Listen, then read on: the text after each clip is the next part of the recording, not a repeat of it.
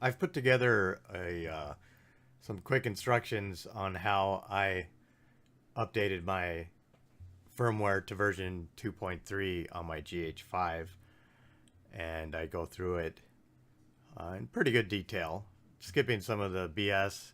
And hopefully, for those who don't like to read, this is the perfect way to get your instructions. Now, bear in mind that anything you do at your own risk. This is how I did it, and it worked for me. Your mileage may vary, so good luck to you, and enjoy. Panasonic's driver firmware update service, and then click on that, and then read the instructions, and that'll tell you what to do. You accept the terms down here and find your camera. I'm looking at the GH5 version 2.3, dated May 30th 2018. It says click here to the download page, so you click there, and let me minimize this. We get this screen, which has a description of what the firmware updates are. Improved AF performance, that's the big one. Improved body image stabilization performance, that remains to be seen. Improvement of sound recording performance, that's nice too. New functions, all monochrome image photo style, grain effect photo styles. So these are just photo styles. Live view boost, easy to check the composition on the monitor in low light environment. Okay. A night mode reduces glaring on the screens when recording in low light environment. 20x enlarged view is available in manual focus assist, so you can really pixel peep when you're for focus assist. And other improvements like 709 Vlog L and Vlog View Assist in photo style can be used in photo shooting. Oh, so there you go. You can shoot your photos in Vlog. Go figure. That's my phone, by the way. If you think that might be your phone, it's my phone. There it goes again. Sorry about that. Focus ring lock can be assigned to the function button that works in recording mode. LUT monitor display can be assigned to the function button as well. Vector scope can be displayed on the screen while adjusting white balance. Okay, that's cool. Restarting time from sleep mode has been shortened while using image app and Bluetooth connection. Not too concerned about that. Remaining battery status indicated by a 1/4 gauge, indicating approximately 25% usage. Okay, I guess so. Maybe the battery status indicator gauge is more accurate. I think that's what that is saying.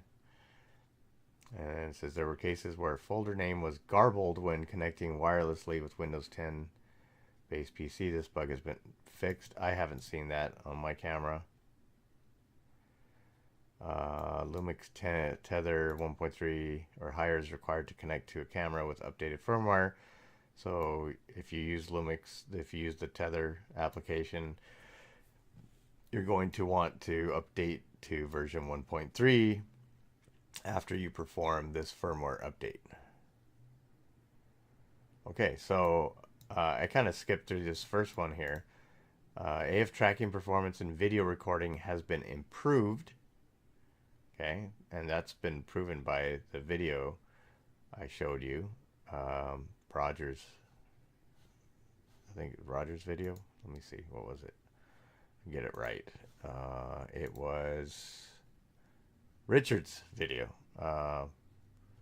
Photo by Richard channel, right? There it is, right here. So let's go to item 2. Second item under item 1 is AF speed at 180 degree shutter angle has been improved when displaying the shutter speed in degrees. That's nice. the autofocus speed. So that refers to autofocus speed. Hopefully autofocus accuracy is really what they meant as well, right? So number 2, improvement of body image stabilization performance. There were cases where peripheral distortion occurred in video recording while walking when used with Panasonic wide zoom lenses. Okay, this bug has been fixed. Number 3, improvement of sound recording performance. Sound quality has been improved by optimizing the noise reduction performance of internal noise canceling microphone. And then I kind of went through these. So it seems like a pretty cool update. Once you're happy with what you're reading, these are all the older software versions or firmware versions. And what you want to do is scroll down to the bottom of this screen, and it says GH5 v2.3.zip for Windows or for Mac, right? So you click on download, and you get your download indicator here. And I'm going to fast forward through this. A download takes a while, even though it's only about 65 megabytes. And there it is, it's done. All right. So next thing you need to do is show in folder.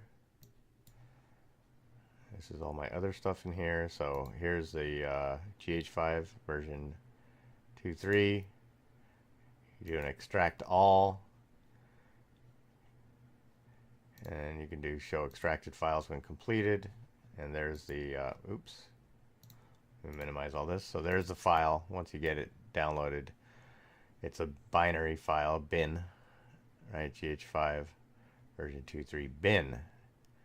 Okay, so how do we go about downloading it now? Well, we refer back to the original instructions, right? The instructions say, I'll zoom in on this a little bit. What do the instructions say? Download the file for the update. We did that.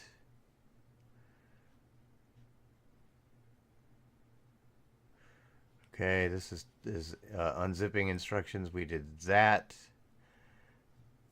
All right, now this is what we want right here. Copy the extracted firmware update program, the bin file or lin file or EBN file, onto an it says into an SD memory card. So I have my memory card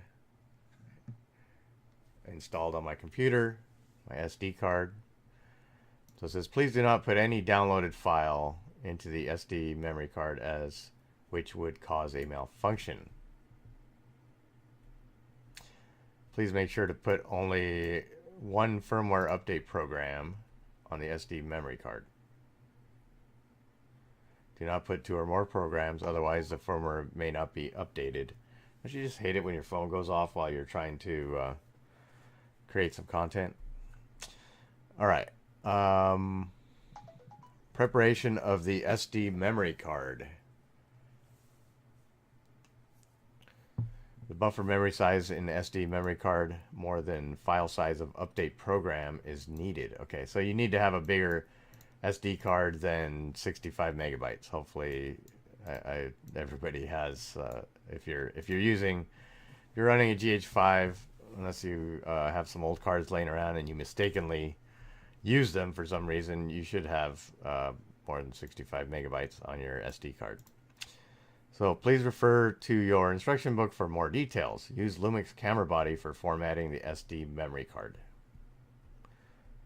All right, so when formatting the SD memory card, so if you already formatted your SD memory card, it should be already formatted, but you might want to just do this just in case. Make sure that it's a nice clean format before you install the binary or copy the binary to the card, just in case. I mean, if there's any minor corruption, it could screw up your firmware and possibly break your camera, and you don't want that.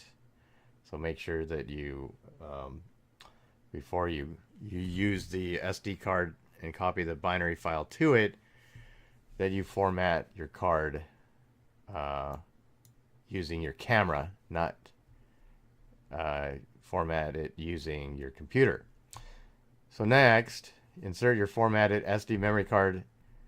Once you've done that, you insert it into SD slot of your PC, then copy the firmware update program, the binary file, etc., extracted from the downloaded file in step 1.3 onto the SD memory card. So that's basically it. It says, please do not put any downloaded exe file in the SD memory card. Okay, this is repetitive. Use an external, if your PC doesn't have an SD slot, use an external. Okay, we all know that.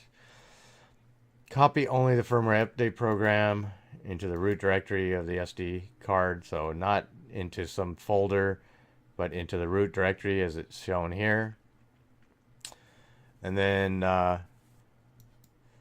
it says continue to step 2. Procedure for camera body update. I'm assuming that this is what you're doing, hopefully, not lens updates. So we want this one here. Continue to step 2. Make sure you charge your battery fully. Make sure to turn off your power switch on your camera. Insert the fully charged battery. Insert then leaving the camera off. You insert your SD memory card. Then you turn on your power switch.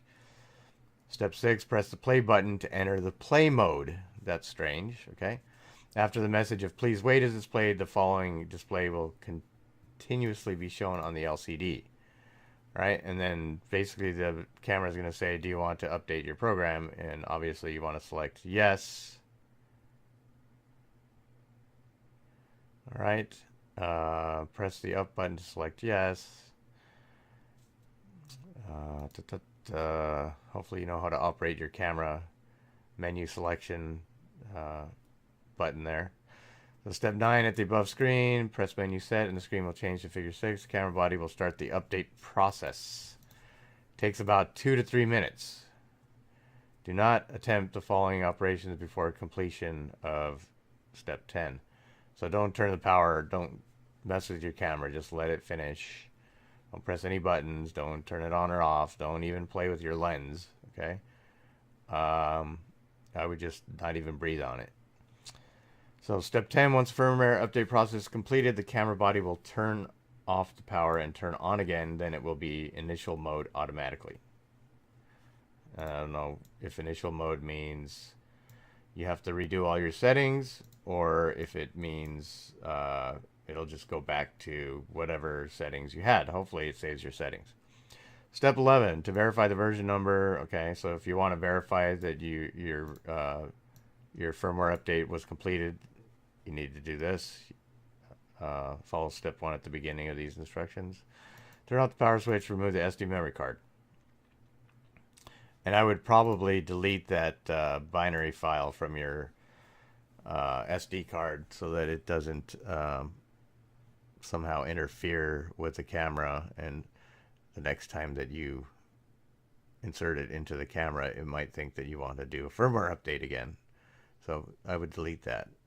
About the SD memory card after it has been used for a firmware update. Please format the SD memory card used for a firmware update before taking photos. Otherwise, it may cause the camera body to malfunction and or decrease the number of pictures able to be taken, which is basically what I just said. For the update on lens, please jump to step 3. All right, I'm going to end this video here because I think that's really the gist of how to update your Panasonic GH5/GH5s firmware to the latest version. I hope you enjoyed this video. If you did, please like and subscribe to my channel because I do camera stuff and video stuff and drone stuff, and I hope to see you soon.